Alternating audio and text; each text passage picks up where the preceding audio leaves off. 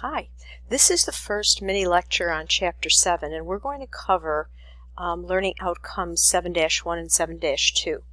This chapter is about inventory and the cost of goods sold, and our main goal in this chapter is going to be to show you how to calculate the amount that we should be using for inventory on our balance sheet and the amount of cost of goods sold expense account on our income statement. But before we get started with that, let's talk about management, because most of you will not be accountants, and you're going to need to consider some things with regard to inventory, to the management of inventory that are important. First of all, you want to make sure that you have a sufficient quantity of inventory to meet your customers' needs. No one likes to walk into a store and find that the items on sale are out of stock, so you want to make sure you have a sufficient quantity. Secondly, you want to make sure that the quality of inventory meets your customers' expectations. So for example, if you're a Coach retail store, customers should not expect to find Walmart quality handbags. The quality should meet your customers' expectations. And thirdly, we need to try to minimize the cost of acquiring or buying inventory and carrying that inventory. And specifically, we're talking about the costs related to purchasing that inventory, including shipping and any customs duties, the production of that inventory if you're a manufacturer, the storage of that inventory, and then spoilage, theft, and obsolescence. Let me give you an example. One thing you need to have when you're storing inventory is insurance on that inventory, just in case of fire, for example. The fire insurance premiums are based on the value of the inventory that you store. So the more that you store, the higher your insurance premiums will be. Now, of course, you don't want stockouts. You want to make sure you have enough quantity, but you don't want too much, because in addition to higher premiums, you're going to risk spoilage if the item that you're storing can spoil, and then theft and obsolescence as well. And think of your inventory as just piles of cash sitting there unused, because you're going to have to pay for your inventory before you sell that inventory, unless you have some special provisions like Walmart. The majority of retailers have to buy their inventory and pay for it within whatever the supplier's terms are. And if you don't sell it, it's just sitting there, not earning any money for you. Now, the type of inventory that we've been dealing with is called merchandise inventory. That consists of products bought by a merchandiser in finished conditions, ready for sale. If a company is a manufacturer, they're going to actually be dealing with three types of inventory. Now, we're going to be studying this in Accounting 117, which is managerial accounting. So keep this in the back of your mind. They have raw materials inventory, which consists of the items that they need to produce the products. Once those items are requisitioned into production, we call that work in process inventory. And to the raw materials, we add labor and overhead. And then when they're finished, we transfer those into finished goods inventory, which is just like merchandise inventory. Those are items ready to be sold. But enough about that. You're going to be learning about that in Accounting 117.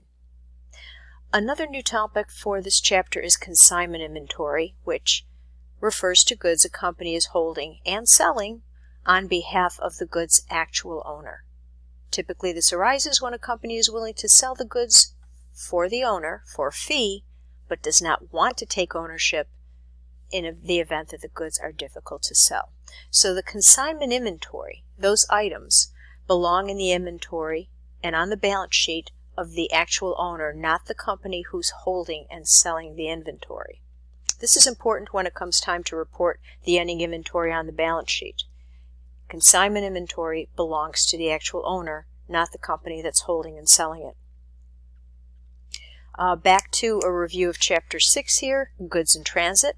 When goods are in transit at a period end, whose balance sheet in the inventory count do they belong on? And that depends what the shipping terms are. If you remember shipping terms, there's two types. FOB shipping point, which means that the buyer owns those items, whatever goods are purchased, from the moment they leave the seller's shipping point. From the moment they're loaded onto the truck or the train or the boat or the plane, they belong to the buyer, and therefore they belong in the buyer's inventory, even if at year end they're still in transit, which means on the way to arriving. And if the terms are FOB destination, then those belong to the seller until they arrive at the buyer's designated place that they want those items to arrive at. Okay, so a nice thing about Chapter 7 is it starts with a review of Chapter 6. So for our learning outcome 7-2, remember that inventory is a current asset on the balance sheet.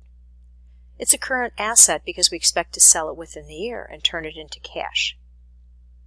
When that inventory is sold, we do this journal entry. Remember from Chapter 6? We credit to take the inventory out of inventory because it's been sold, and we debit the expense account called cost of goods sold. So we take it off of the balance sheet and move it onto the income statement. And the cost of goods sold account, even though it doesn't say so, is an expense account. And so on the income statement, we take net sales, which is the selling price of what we sold, and subtract out the cost of what we sold to give us our gross profit. Now we're going to flip the page and continue our little review. Now if you remember the cost of goods sold equation from Chapter 6, it's the relationship between the balance sheet account inventory and the income statement account cost of goods sold. Now when a company has a periodic inventory system, they update their inventory account periodically. In other words, when they count it. They don't remove from inventory whatever is sold as it's being sold. They wait until the end of the period, they count the inventory, and then kind of like what we do with supplies. Well, we had $1,000 worth of inventory, now we only have $400 worth of inventory, we must have sold $600.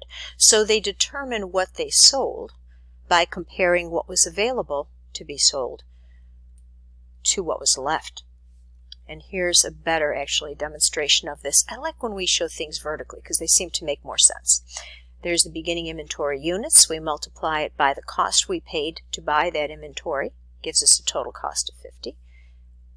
Then we show all the purchases, 20 units at 10 apiece. That comes to 200. So the goods available to be sold was a total of 25 items. That cost us a total of $250. If we subtract out what's left, the difference must be what was sold. Now that's if we have a periodic system. If we have a perpetual system, that means we always know what's in our inventory because we subtract from inventory when we sell it. So the formula changes a little bit. We start with our beginning inventory and add in what our purchases are, and that will give us all the goods available to be sold, 25 units at a total cost of $250. If we subtract out what we sell, and we know what we sell and have sold because we do this entry when we sell it, if we know what we sold, then we can subtract out what we sold to figure out what should be left. And then what we do is we count what's left and compare it to what should be left in order to determine inventory shrinkage, which is loss due to theft, error, or damage. Okay, so that is a review of Chapter 6.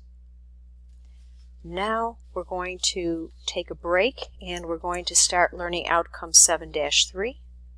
I'm going to put that in a separate mini lecture, so we'll stop here and we'll see you in a few minutes.